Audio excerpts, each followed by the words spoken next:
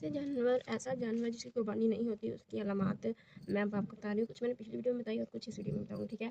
तो जिस जानवर के टीथ मिल्क जो होते हैं वो जिसके टूट जाए, मतलब 2 साल उसकी, जो अगर 2 साल से पहले अगर टूट गया, अगर 1.5 साल में टूट गया तो उसकी उम्र 2 साल पूरी होनी चाहिए। अगर एक आध महीना कम है तो फिर कुर्बानी हो सकती है, उसमें कोई हर्ज नहीं।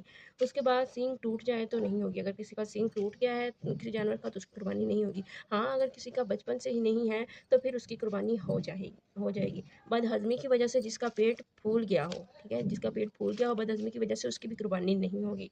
कान कटा हो या फटा हो, बाज़ लोग होते हैं ना बाली डाल देते हैं जानवर के कान में, अब वो तो डालनी नहीं चाहिए, इतनी उसको तकलीफ़ देना।